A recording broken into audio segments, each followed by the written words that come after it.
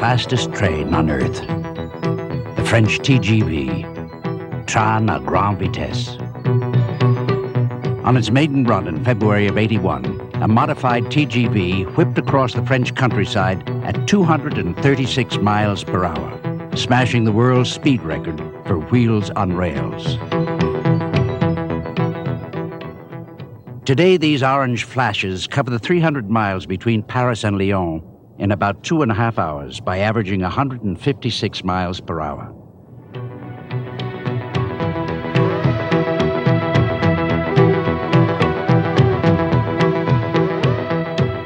The TGV shells a dazzling steel couture, but the trains themselves are by no means the only stars of the French high-speed railroad.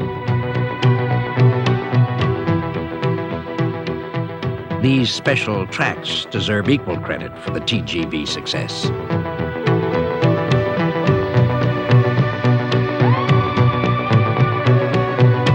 TGV tracks have welded rails, concrete ties, and extra deep foundations for super stability under high speed.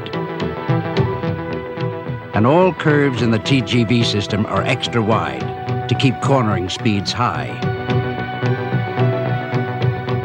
In May of 1982, the TGV line was extended south to Marseille, cutting in half the time it took to cross France on rails.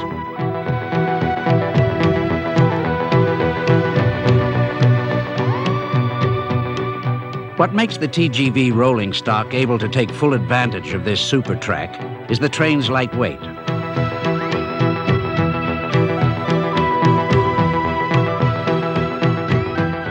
Unlike old-time steam and today's diesel locomotives, the TGV is all electric, so it needn't burden itself with a heavy fuel source.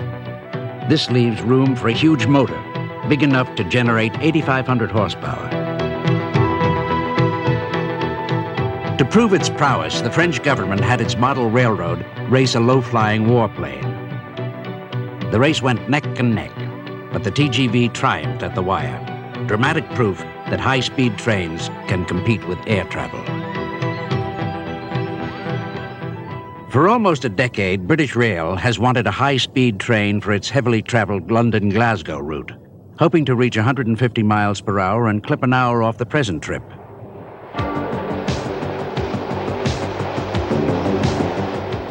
While France chose an expensive separate track system for its TGV, British Rail decided to gamble that its advanced passenger train, APT for short, could run on the same tracks as all the other trains in the British Rail network. The idea was to save money on track construction by building an ingenious new design feature into the APTs, turning them into trains that tilt.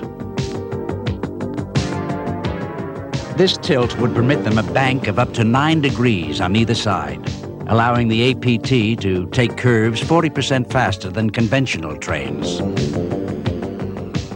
This design seemed a perfect union of low cost and high speed, and it was, until the honeymoon ended on its maiden test runs.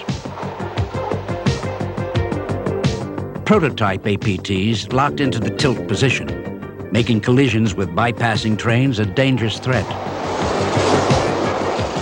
Today, the bugs have almost been worked out of the APT, but the project has cost British Rail a fortune, and it may be 1984 before the first paying customer is APT'd across Britain. That would be a full 20 years since the Japanese set the modern standard for high-speed rail travel. The bullet train, that's what the world has come to call the Japanese Shinkansen. Since 1964, the Shinkansen has carried an amazing 2 billion passengers without one single accident or passenger injury. An astonishing safety record, especially since frequency, punctuality, and speed have not been sacrificed to achieve it. The Japanese success is partly based in its CTC, a centralized traffic control system that eliminates the possibility of human error, leaving the driving to computers.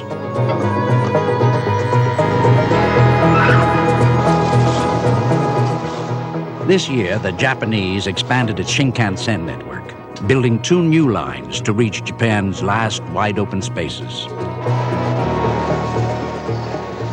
Its newest line, the Jetsu, required an invention of automatic sprinkler systems to melt snow and ice so that the Shinkansen could maintain high speeds in the dead of winter. These Japanese marvels get exquisite care. At night, the system is carefully checked by sophisticated machinery, and an army of maintenance men make sure that the conditions will be perfect for tomorrow's run.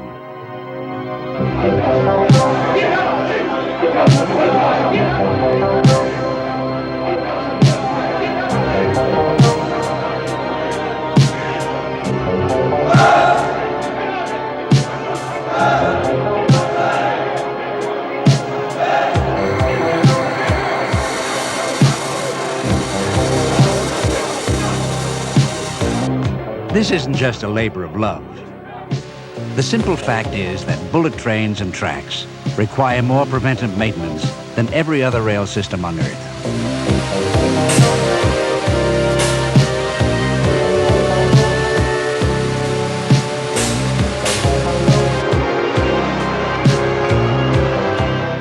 Under high-speed trains, steel wheels and steel rails simply don't last very long. And excessive materials and labor costs ultimately send Japanese railroad engineers back to their drawing boards. What they returned with were nothing less than plans to reinvent the wheel.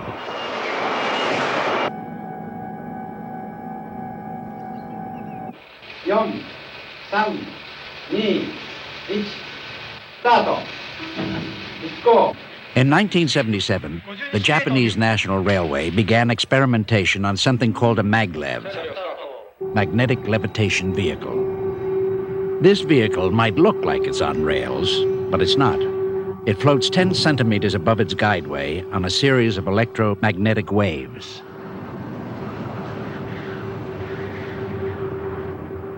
The magnets along the guideway act to repel the magnets beneath the vehicle, to both levitate and propel the maglev along.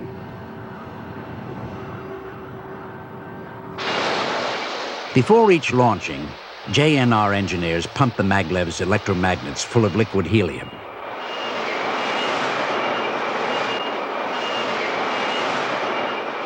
The liquid supercools the magnets, making them super-efficient conductors for an extended period of flight.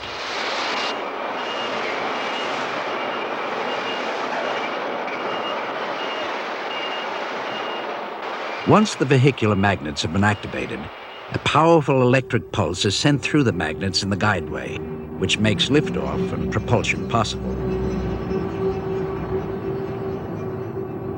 The first Japanese maglevs had T-shaped slots to bring their undercarriage as close to the guideway as possible.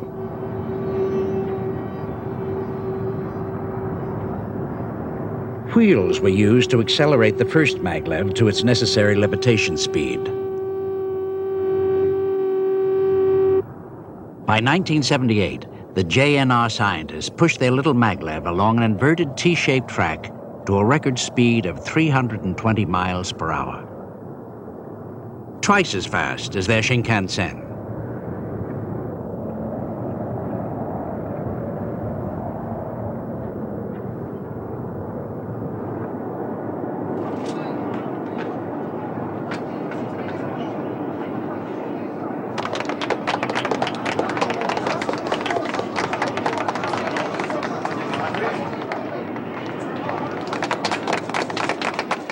After the race, they gave their brainchild a standing ovation and each other a pat on the back.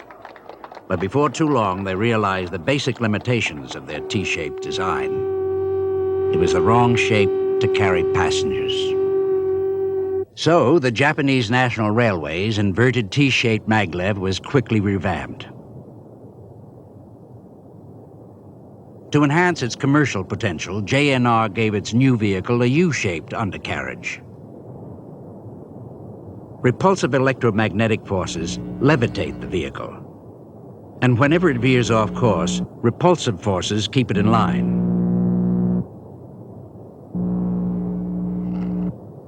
The design offered room for passengers without changing the basic scientific blueprint.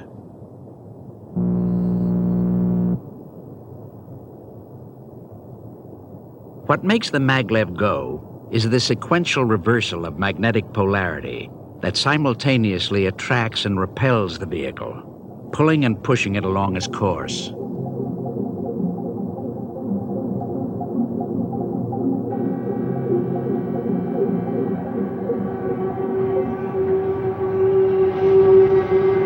That was JNR's first U-shaped vehicle, which went into operation in early 1981. Like its T-shaped ancestors, the U-shaped maglev required auxiliary wheels to get it up to speed.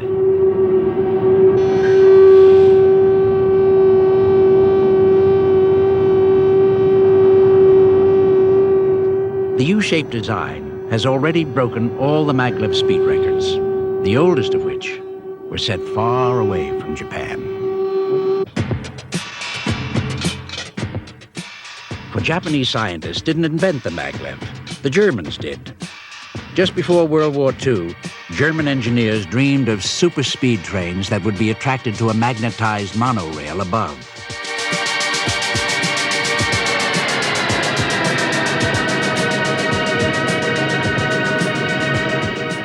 They patented a technique called attractive levitation, and their later designs were beyond even H.G. Wells' wildest dreams. Their schemes were sidetracked by the Second World War, but the German fascination with maglevs resurfaced in the 1970s when a handful of strange incarnations emerged.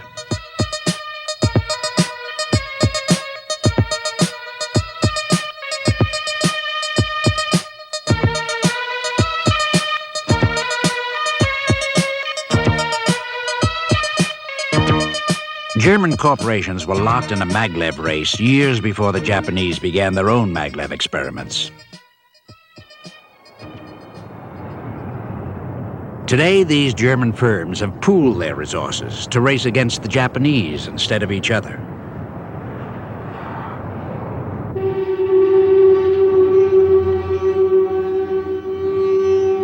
And this is their entry.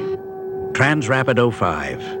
An attractive magnetic levitation train that works on a set of electromagnetic principles distinctly different from the Japanese repulsive levitation technology.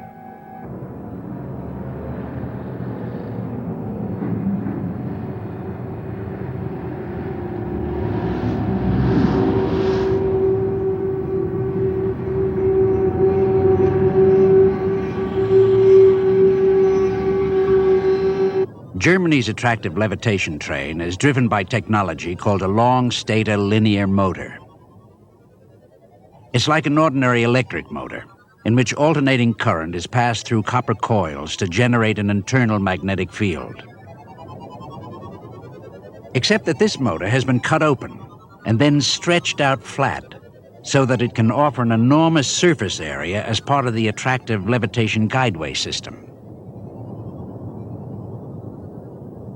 When a multi-phase alternating current is passed through the elongated motor, a powerful magnetic force travels down the guideway. This force is what speeds the German maglev down its guideway after its levitation magnets have been switched on.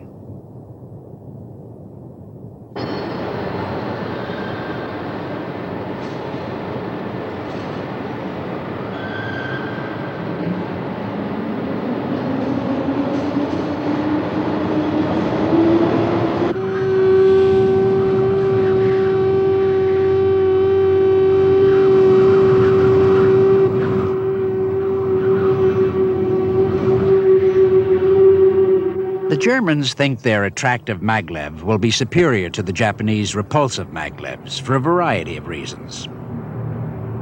Although its top speed will be slower, Transrapid 05 should require less energy to operate. Its guideway should be much less expensive to build, and most important, it's the only maglev ever to have carried passengers, hauling over 50,000 people during a 1979 trial. That test was so successful that the Transrapid Group is now planning to build the world's first commercial maglev, Transrapid 06, which has been designed to carry 200 people at over 240 miles per hour.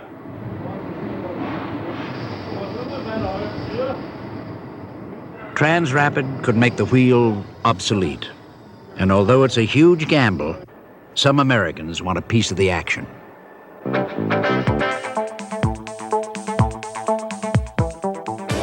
Out in the desert, there are big plans to build a German maglev linking Las Vegas to L.A. It's fascinating to think that the next generation of travel might be by almost what you might call a Buck Rogers type of futuristic design. And I would hate to think that we would leave out this possibility of having a magnetically levitated train moving along almost in a Disneyland or a Disney World mode of operation. I wouldn't want to ignore it. And if I didn't see it with my own eyes on a visit to one of their manufacturing plants, this would be the Germans' manufacturing plants in West Germany, to see how it moves in almost friction-free mode. And anytime you can show me a piece of equipment that will transport a payload with hardly any maintenance and upkeep, then I think American investors are going to be very interested in such a project.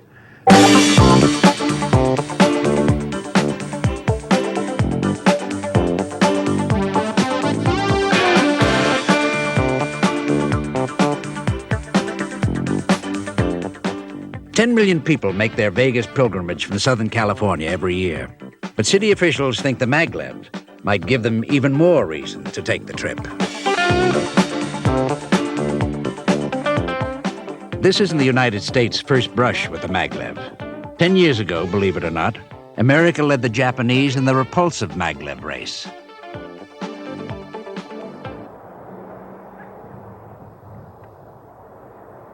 This was the Magnaplane, Massachusetts Institute of Technology's 1973 model magnetic levitation vehicle.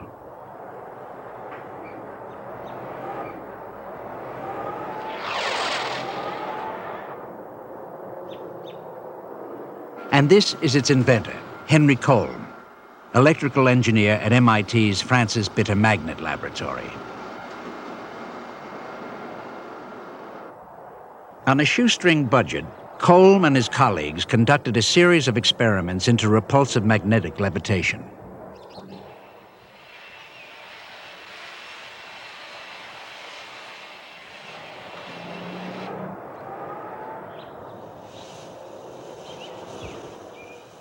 Their outcome was a prototype system that looked like a scale model of the Japanese maglevs to follow.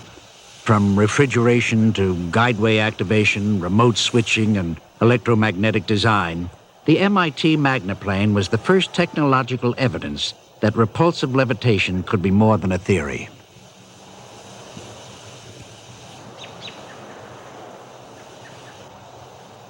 From the beginning, the MIT group had confidence their maglev would work.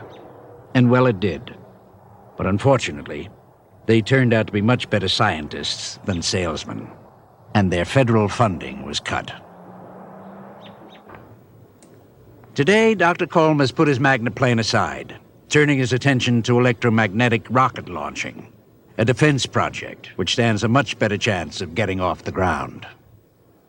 Well, the Magnaplane was technologically successful, but politically a failure. We built a 400-foot completely operational scale model system, which was operated in Wayland at Raytheon, demonstrating all of the technology involved, from the superconductivity on board the vehicle to the remotely sensed vehicle position to the block switching, control, everything. And, the experiment demonstrated that it was feasible. A cost analysis was made which showed that it was economically acceptable, but then the project was terminated for purely political reasons. This isn't the first time America turned fickle in its love affair with the rail. Once upon a time, railroad was Uncle Sam's middle name.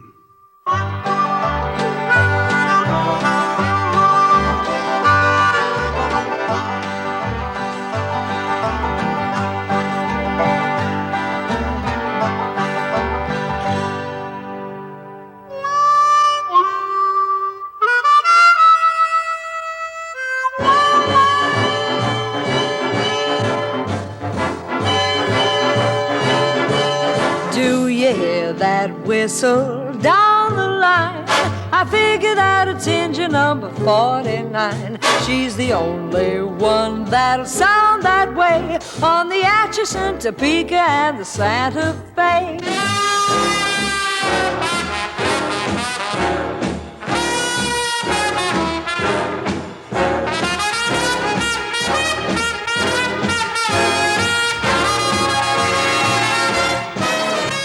American industry used to build the world's best trains, but today the Budd Company is our last surviving railroad manufacturer. Outside Philadelphia, Budd's labor force has put together cars for subway systems and railroads for over 50 years.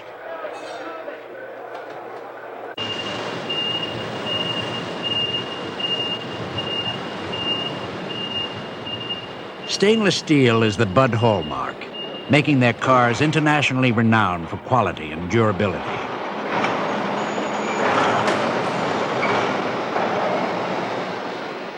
Perhaps Budd's best-known product is America's fastest train, the Amtrak Metroliner.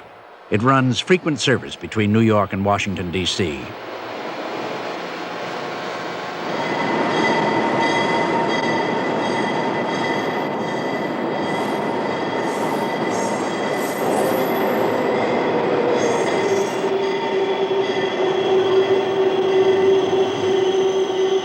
John Darrah has been a Budd Company employee for over 40 years.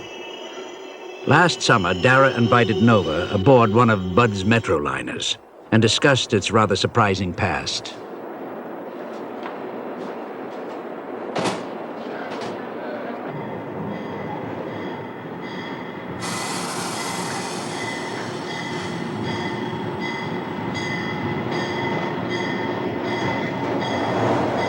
Average speed of this particular train on the New York to Washington run is probably in the neighborhood of 70 miles an hour. Its top speed is 110. We've been running 110 for the last few minutes.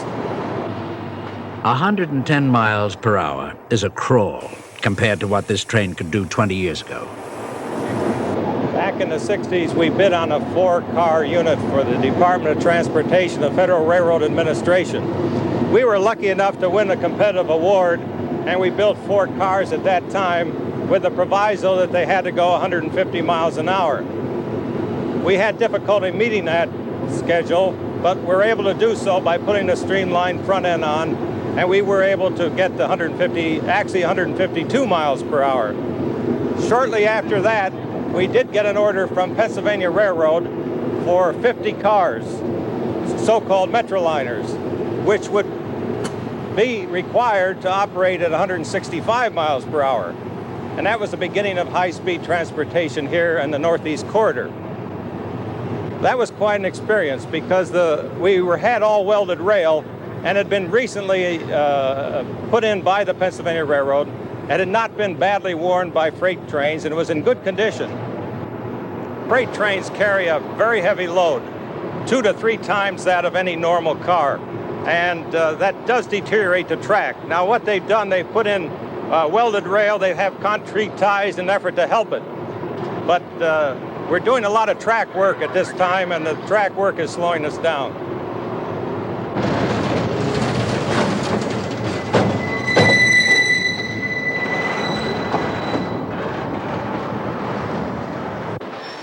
Freight trains are the modern kings of the American rail. The freight companies own the tracks. So passenger trains like the Metroliner are forced to travel a rail network designed to handle much slower and heavier trains.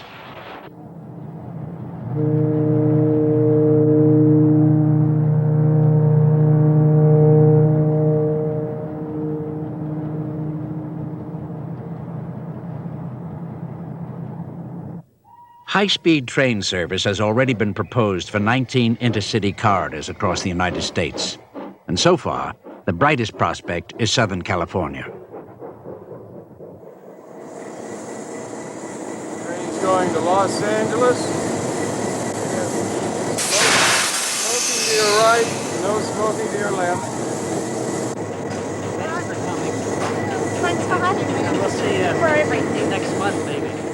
This is the San Diegan. Amtrak San Diego to Los Angeles local. Your attention, please. Ladies and gentlemen, Amtrak train number 579 is now receiving passengers. This train will stop at Del Mar, Oceanside, San Clemente, Santa Ana, Fullerton, and Los Angeles. 8 times a day, the San Diegans roll out of San Diego's Union Station, bound for LA and points in between. Amtrak train number 579 is now receiving passengers. Times haven't changed much around these parts of the American rail yards. Today's trips take 2 hours and 46 minutes, but only when the trains leave on schedule.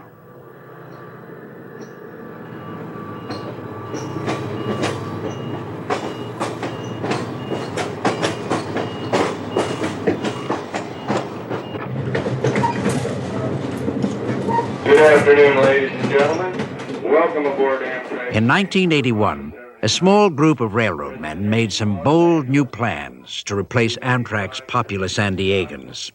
Their aim is to raise $2 billion so Japanese Shinkansen trains can take the San Diegans' place alongside Interstate Highway 5. Thank you for traveling Amtrak. These businessmen call themselves the American High-Speed Rail Corporation. Their president is Lawrence Gilson. Over 90% of all the inner-city trips taken in the corridor, Los Angeles to San Diego today, are on a single interstate highway, I-5. That's 90% of all the trips by all modes of transportation on a single road. And both the state of California and our independent market analysts believe that within a decade from now, that highway will be at capacity for its entire length between city center and city center, LA and San Diego. That means that we're talking about a highway trip length of at least 3.5 hours. Beach Freeway northbound at Del Amo, they're talking about a couple of lanes closed for 2 hours, which would make it till 6 o'clock, right through the heavy drive time, and we're going to check with the CHP and see what that is. It doesn't sound good from here. Metro Traffic, Jorge Antonio Alor. Ahora Aircal le brinda doble ahorro en sus vacaciones. Plane rides to San Diego take only an hour, but getting to Los Angeles Airport can take all day. Welcome to LAX. Even when traffic is light, there's very often a bottleneck between the entrance to the airport and the first airline passenger terminal. The fastest way to get by it is to sneak around to the far right. So Gilson's group thinks that the overcrowded LA market is ripe for the picking.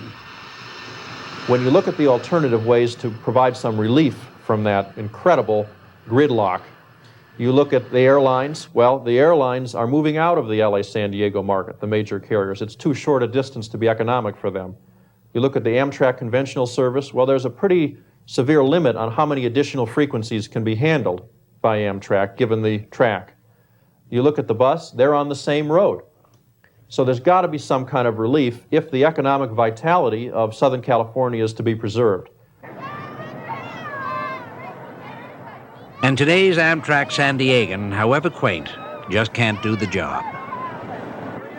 Now go down to the left. What channel are we at? Let's go. Okay, ma'am.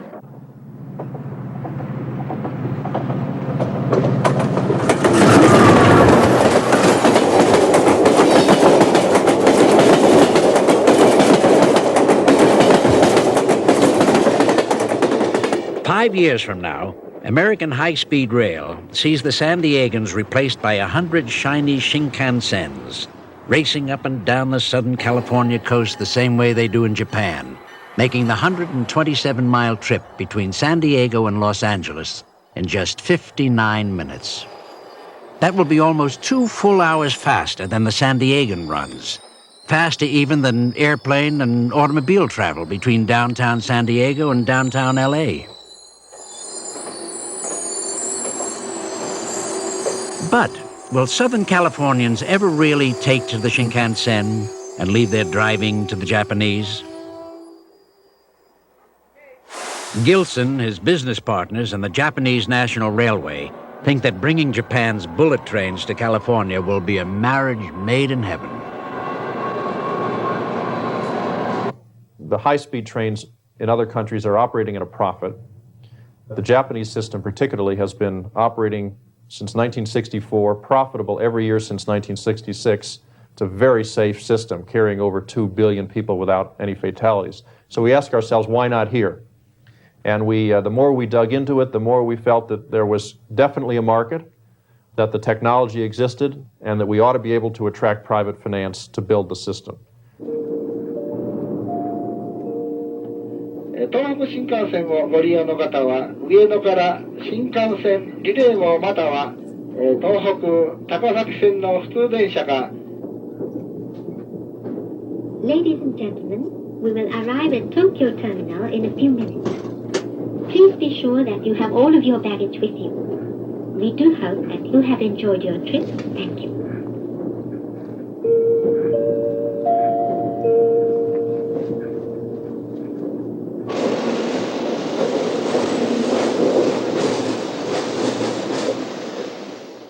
God must have had the Shinkansen in mind when he created Japan, a land that seems tailor-made for high-speed trains.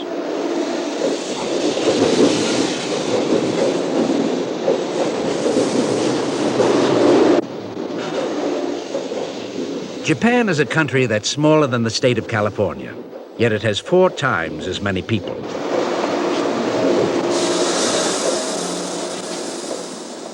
And with so many intermediate stops within their sprawling urban areas, the Japanese have found their national railways to be much faster than airplane travel between city centers, and much more energy efficient per passenger than automobiles.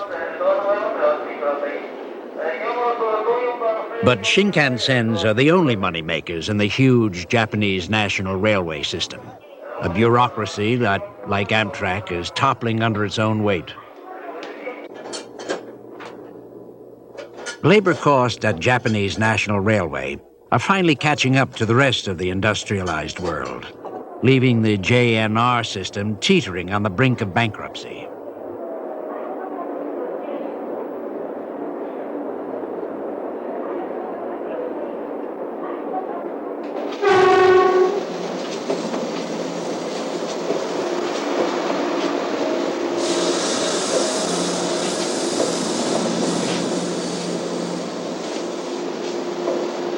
Selling some Shinkansens to California could signal an end to JNR's immediate financial woes, to be sure. But some of the bullet train's most ardent admirers admit that what works in Japan won't necessarily work in America. 今日成田からたまたまロスに向けて飛ぶので、なんかすごい偶然だと思うんですけども、アメリカってすごくバスとかがね発達してるし、航空機も発達してるから、なんか日本のようにうまくいくかなってちょっと思います。なんか全体としてはいいですけどね、何か一点がね特に際立って日本はこの新幹線に結集されてるような感じがしますね。ソニーとかね、そういった何かこうカメラとかね、2、3のことについてはこう非常に結出しているような感じがしますね。全般的には向こうの上でしょうけど。そうですね、大体日本と違いまして、あちらの方でしたら、大地も広いですし、なんていうんですか、日本の場合トンネルなんか掘ったりして非常にまっすぐ走らせるために苦労してますね。そういう意味では日本で一生懸命せこせこ走っとった新幹線、広い大地で思いっきり走るっていうのは非常にいいことやないかと思います。そんなところですね。But not everyone in Japan loves their Shinkansen, especially some of its closest neighbors.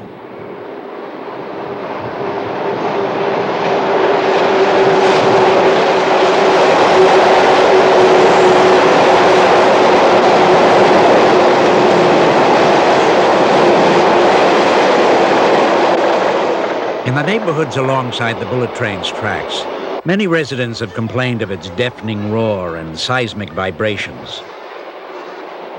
So the Japanese National Railway has spent untold millions soundproofing houses, schools, and shrines in the shadow of the Shinkansen. A little-known fact outside Japan. そんなに振動はしないです。今お家が建っちゃいましたからね。昔はあんまりこんな家がなかったんですよ。ですから振動が割合にねありましたですけど、今はねだいぶお家が建ってきたんで振動は少なくなりました。もう近くの方はねでもだいぶ振動があるらしいですよ。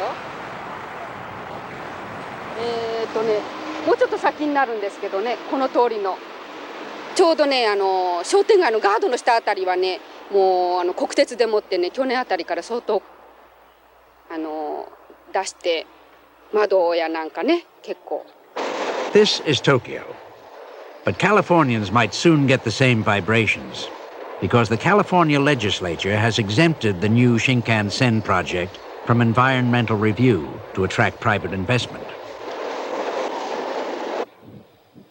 The California lawmakers also guaranteed the American High-Speed Rail Corporation some crucial tax breaks and the use of public rights-of-way to build elevated Shinkansen tracks alongside the San Diego Freeway.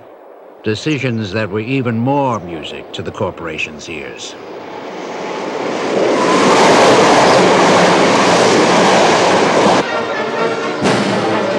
But before the Shinkansens could come to wide America, America went to the land of the Shinkansen. July 1982, a delegation of United States senators and congressmen was invited to Japan.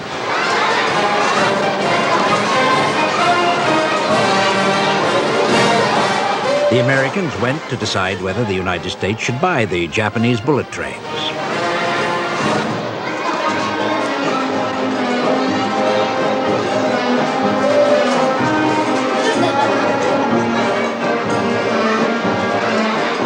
And Japanese National Railways was only too happy to hand them a warm welcome.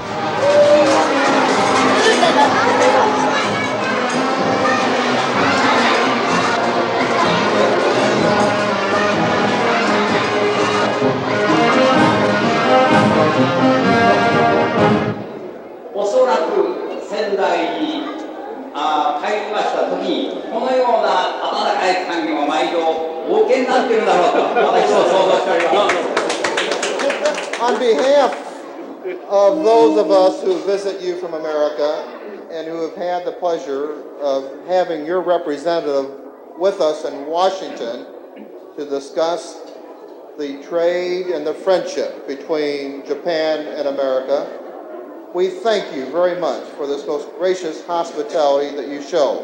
Our feeling is expressed by saying to you, Sendai Banzai, Banzai, Banzai. Thank you.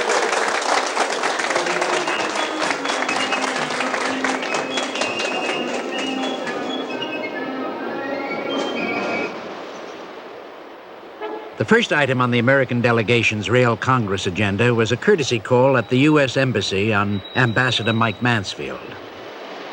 Senator, good to see you again. How's your husband? He's fine. He's with me. His guest list included Florida Senator Paula Hawkins, Representatives James Florio of New Jersey, William Lehman of Florida, and Adam Benjamin of Indiana, Minnesota Senator David Durenberger, and railroad entrepreneur Alan Boyd. Sit down over there. Farmers are down. That would be our second. The embassy talk was of trains and of trade, a welcome diplomatic warm-up for the main events to follow. It isn't anywhere near enough. At the headquarters of Japanese National Railways, the delegation held a press conference to show their solidarity.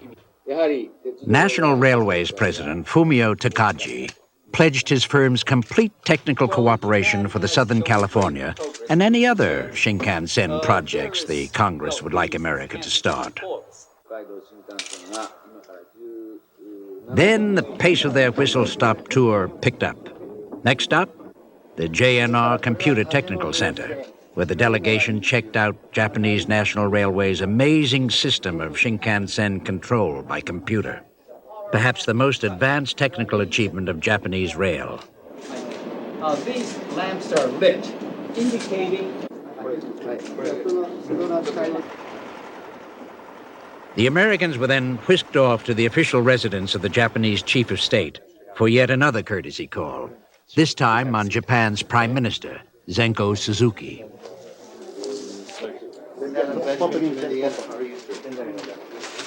Senator Hawkins. Florida. Very nice to meet you. From Florida. Good to see you.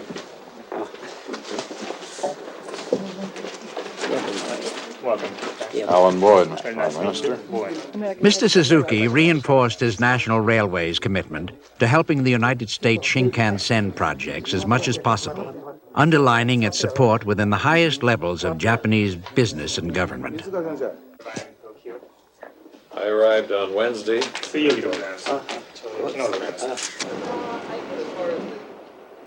The Japanese red carpet then rolled in the direction of their famous Shinkansen bullet trains. Past the grounds of the Imperial Palace, through the streets of downtown Tokyo, the motorcade approached Tokyo Station, where the Japanese National Railway would finally give the Americans a chance to check out the Shinkansen for themselves.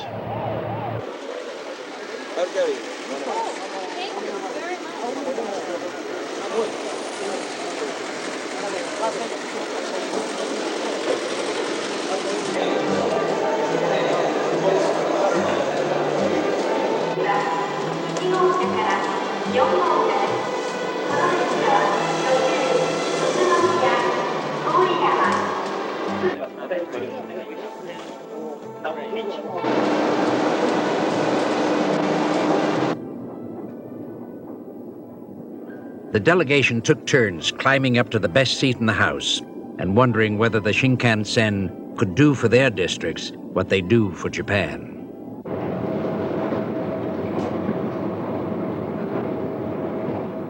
From inside the cab, they could see the long arm of JNR's technical center at work, learning that Shinkansen engineers have little to do but check their computer controls en route.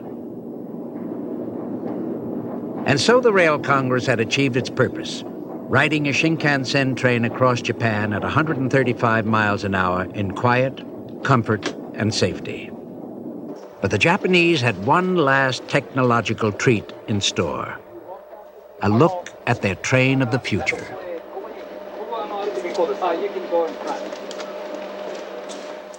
At the Japanese National Railways Research Center, the Rail Congress was given a bird's-eye view of the Japanese latest U-shaped magnetic levitation train.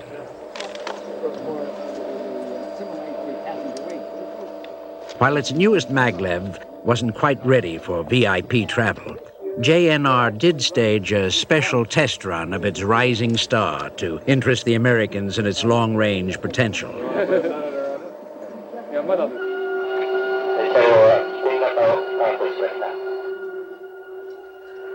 By waiting just a couple of years for the great German-Japanese magnetic levitation race to be decided, the United States could have a golden opportunity to purchase ground transportation that would carry it into the 21st century. Because the maglev is already much more than science fiction. The day is certainly drawing near when these unceasing efforts will blossom into a new form of long-distance, high-speed mass transport in Japan. The aspiration of the nation.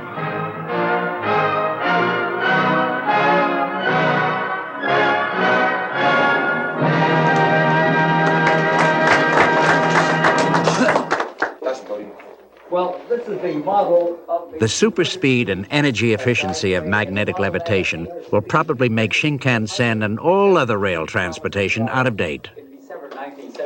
But neither the Rail Congress nor the American High-Speed Rail Corporation is in the market for a maglev. Well, we looked at maglev, and I think that probably is the next generation of technology. And it's attractive and appealing to think about. There's no place in the world where it's currently in service. There's test tracks in both Germany and in Japan. But one of the premises we've committed ourselves to is private financing for the project.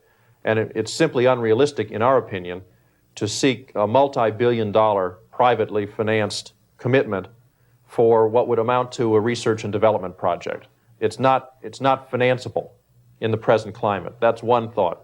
The second is that when you're talking about a distance of about 130 miles and a train that can achieve a top speed of 160 miles an hour, which is what the Shinkansen bullet train technology can do, you have to ask yourself, is the additional cost of construction and maintenance for a higher speed train worth it for the shortening of the route in terms of time?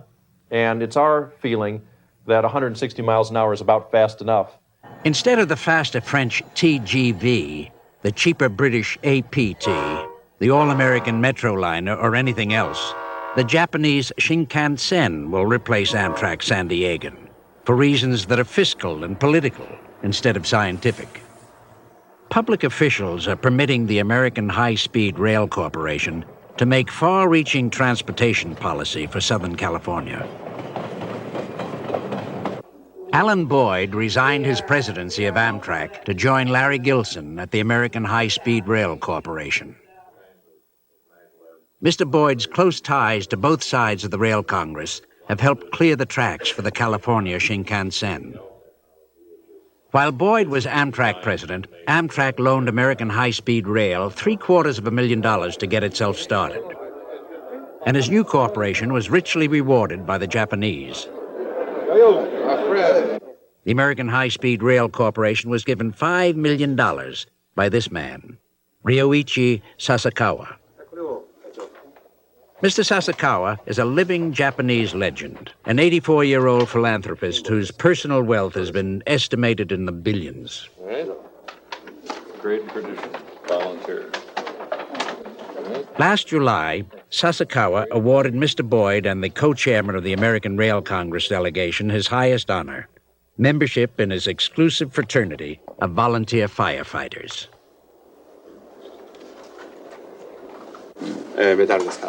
This is, we consider this highest honor. We're most appreciative. Yes, it is a great honor. In Japan, Mr. Sasakawa is renowned as a leading political force, a behind-the-scenes kingmaker with considerable influence inside business and government. Sasakawa's $5 million gift allowed the American High-Speed Rail Corporation to conduct studies on the feasibility of building Shinkansens in America.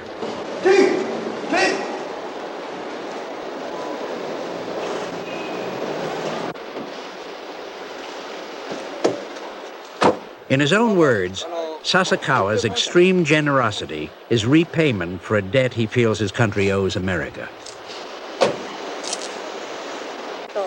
これはアメリカの方でね、テキサスとかね、いろんなところからね、日本に言ってきていらっしゃるから。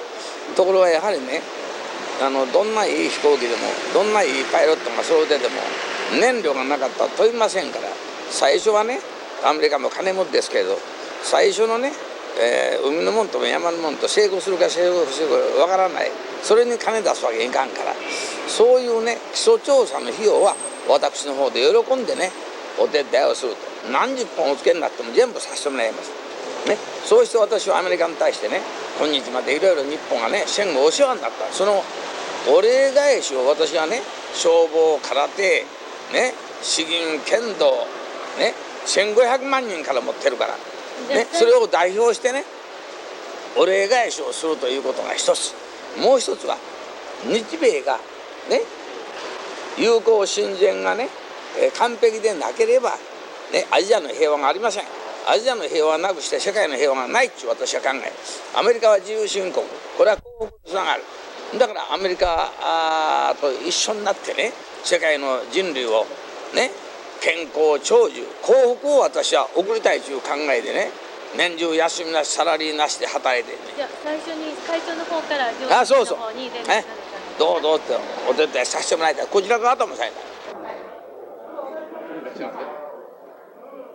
But skeptics believe there may be much more to Sasakawa's donations than an interest payment on post-war debts. 16 major Japanese firms do big business with JNR.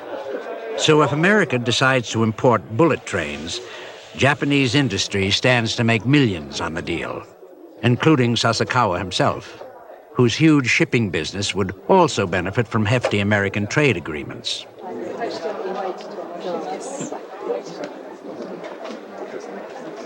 JNR President Fumio Takagi allegedly made the first arrangements between Sasakawa and U.S. officials.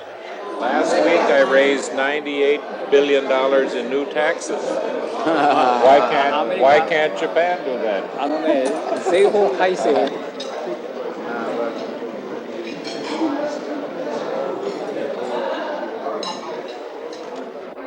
Mr. Sasakawa picked up the tab for much more than this Rail Congress party.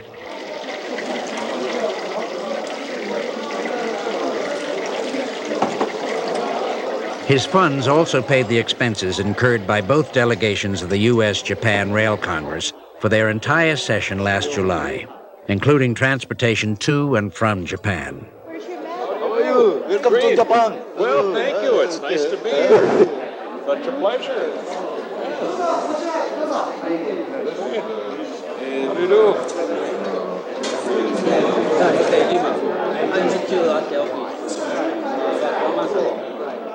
So it should be no surprise that in Japan, Mr. Sasakawa has earned the nickname Driving Wheel of the U.S. Bullet Train, and also become the toast of American high-speed rail.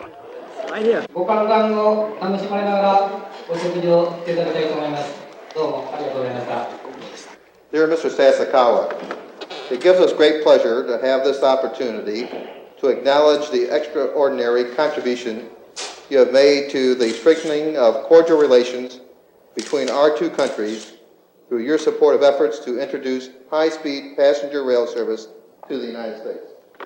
We hope that the railroad as developed in California, in Florida, in the Midwest, and elsewhere in the United States will show us tunnels that may portend problems, but will always have lights at the end, ties in the rail that mean ties of friendship between our countries, the bridges that mean bridges to peace, and finally, the rail or the guideway that will show us how to go forward as two great friends in an improved world.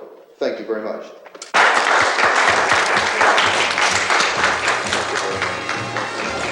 And would you add this to it? California, here she comes. The Atchison, Topeka, and the Shinkansen. Here she comes. Ooh. Hey, Jim, you better get the ring. Ooh. She's got a list of passengers that's pretty big, and they'll all want lifts to Brown's Hotel, 'cause lots of them are traveling twice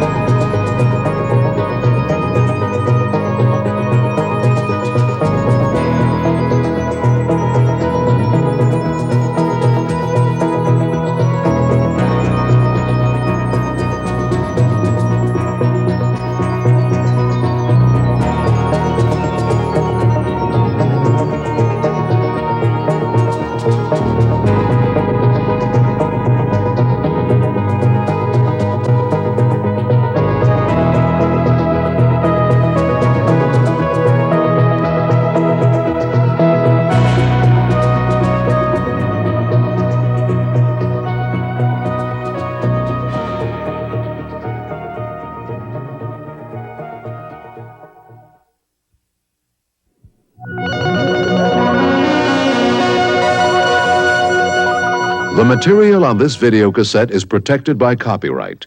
It is for private use only, and any other use, including copying, reproducing, or performance in public, in whole or in part, is prohibited by law.